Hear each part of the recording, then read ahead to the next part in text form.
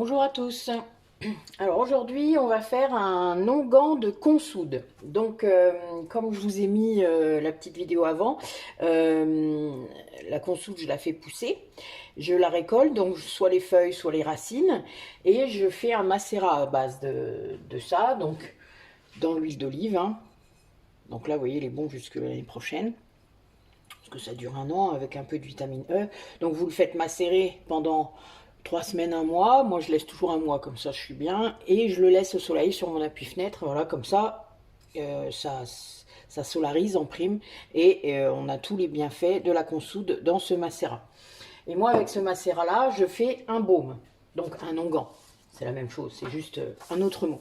Alors, donc je vais reprendre mes petites notes, hein. Donc ce macérat huileux, puisqu'on appelle ça comme ça, hein, MH, macérat huileux de consoude, a des propriétés astringentes, pardon, je suis désolée, et cicatrisantes. Elle traite les contusions, les entorses, les fractures, puisqu'en fait consoude, ça soude, hein. Bon, c'est assez clair, hein. C'est une plante qu'on utilise depuis des millénaires, hein. Et aussi les plaies, les escarres, les crevasses, les gerçures. C'est un antidouleur, elle atténue aussi les articulations douloureuses, les douleurs musculaires, les crampes. Donc c'est très très bon pour la déshydratation de la peau. Donc vous imaginez un petit peu le nombre de possibilités qu'on a avec cette plante. Et avec l'huile encore mieux, puisque bon, moi je peux en faire par exemple une huile de massage pour les contusions, les articulations douloureuses, enfin voilà, il y a vraiment beaucoup de choses. Et là je vais en faire un baume pour les plaies, hein, puisque je vais rajouter également dans ce baume de l'huile essentielle de cisladanifère qui est hémostatique, donc c'est pour les plaies qui n'arrivent pas à cicatriser, par exemple les hémorroïdes qui saignent, elle est antivirale et cicatrisante. Donc c'est vraiment un onguent que je vais utiliser s'il y a une plaie. Bon, moi, vous le savez, je jardine beaucoup. Voilà, je m'abîme souvent les mains, ça m'arrive. Et vu que je masse, c'est vrai que ça m'embête toujours. Donc, voilà, ça va vite. Ça va très vite cicatriser et ressouder la plaie, hein. La plaie, ça veut bien dire votre peau, elle est ouverte. Voilà. La seule chose, quand vous utilisez cet onguent, c'est que on n'enferme pas l'infection à l'intérieur de la plaie. Ce qui veut dire que vous devrez toujours désinfecter la plaie profondément. C'est-à-dire que même si vous êtes coupé très profondément, hein, en première intention, avant même d'aller aux urgences, vous nettoyez votre plaie. Vous savez, il faut la mettre sous l'eau. Et puis ensuite, si vous avez de l'alcool, enfin, moi, vous savez, j'utilise beaucoup d'alcool puisque je désinfecte tout. Vous mettez de l'alcool dessus, ça pique, mais tant pis. Et ensuite, vous pourrez mettre votre baume dessus. Parce que là, ça commencera vraiment à ressouder les cellules, puisque en fait, ça augmente la capacité naturelle des cellules de se multiplier, mais ça l'augmente beaucoup. Ce qui fait qu'en fait, votre peau, elle se ressoude plus vite. Voilà, ça cicatrise plus vite. C'est ça qu'on peut dire. Mais on ne doit pas enfermer l'infection dans cette plaie. Alors, moi j'ai mis de l'huile essentielle, mais vous pouvez en faire 100. Et ce sera la seule, enfin là vous pourrez l'utiliser pour les femmes enceintes. Bien que la cisladanifère, on peut quand même à partir du troisième mois de grossesse. Mais voilà, moi honnêtement je préfère pas. Si vous voulez l'utiliser pour les femmes enceintes, les enfants de moins de 6 ans, etc., n'utilisez pas d'huile essentielle, c'est plus simple. Vous faites le baume sans l'huile essentielle, ça marchera tout aussi bien, hein. Moi la cyste, c'est juste que ça donne une dimension encore plus rapide en quelque sorte, hein. Mais voilà, moi c'est vrai que je préfère dans ce cas-là que vous ne mettiez pas d'huile essentielle. En dehors de ça, voilà, c'est très efficace. Donc on va attaquer la recette. Alors j'ai oublié de prendre ma petite balance. Voilà. Alors, donc comme d'habitude, tout est désinfecté, vous le savez. Plan de travail, ustensiles, contenants. Donc là, moi, je vais faire pour 100 grammes, pour 100 millilitres. Donc, je vais le répartir dans deux petits contenants de 50 millilitres, puisqu'il n'y en a pas besoin non plus de gros. Souvent, j'en fais des petits, même encore plus petits, je vous ai déjà montré, de 20. Mais là, pour l'instant, voilà, j'avais envie de faire ça. Parce que ça dure longtemps, hein, le baume et l'onguent, c'est pour ça que j'en fais comme ça. Ça dure plus de 6 mois, voire un an en fait, parce que voilà, y a pas, ça bouge pas. Et je rajoute de la vitamine E pour la conservation, l'anti-rancissement des huiles. Alors, donc on va mettre mon petit macérat de consoude sur l'huile d'olive. Donc il y a vraiment en plus les bienfaits de l'huile d'olive qui est régénérante, adoucissante et cicatrisante, hein. Donc c'est double bonus. Alors votre onguent il sera un peu vert, mais c'est pas grave, on s'en fout. Donc on va mettre 70 millilitres.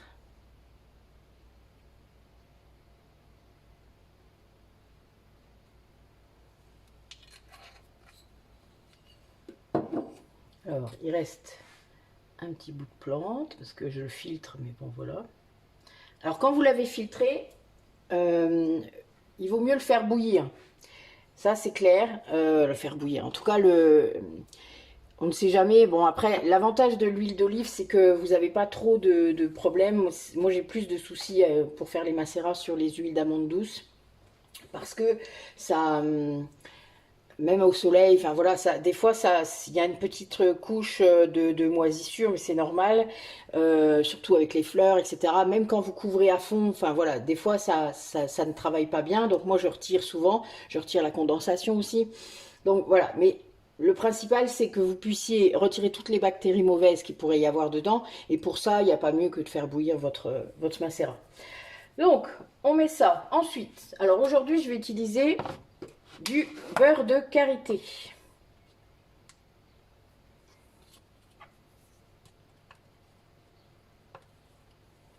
Je vais changer un peu, hein. Donc 15 millilitres.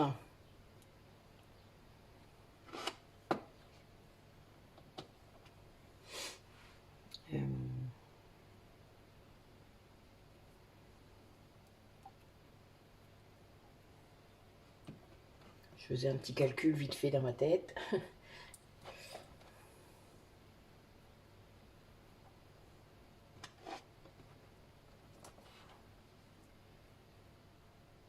Voilà.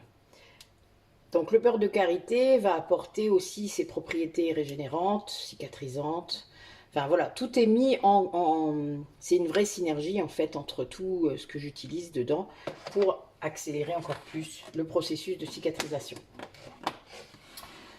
Ok, et on utilise également de la cire, puisqu'on veut solidifier, le beurre ne va pas suffire à faire ça. Donc je mets 15 grammes de cire d'abeille.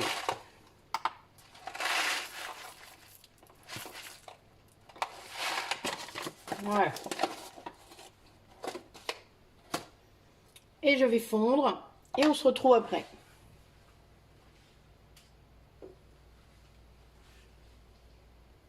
Voilà, c'est fondu.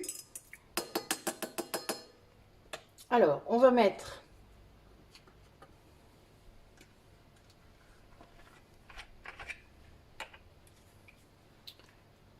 on va mettre 4 gouttes de vitamine E.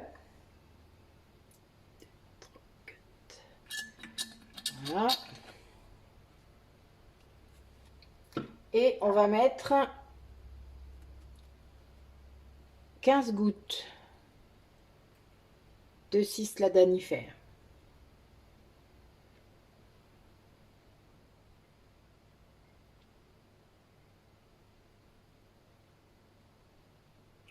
Voilà.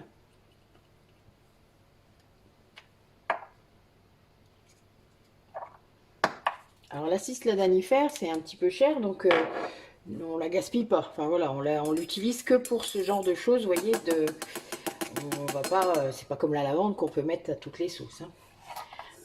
Alors, mes petits contenants, vous savez que j'aime bien calculer et que ça soit la bonne contenance justement. Donc 50 millilitres.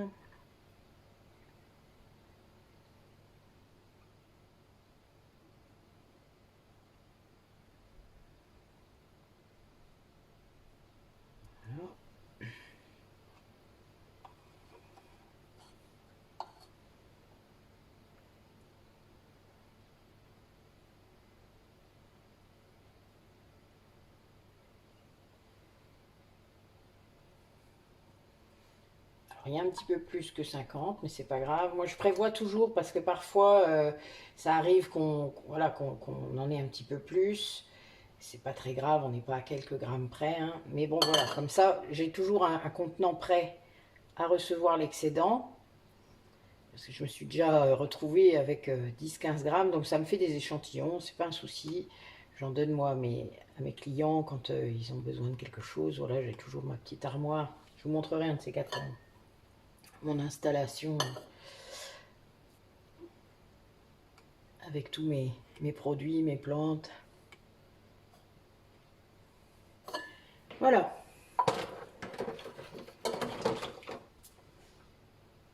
Donc on va laisser prendre un petit peu.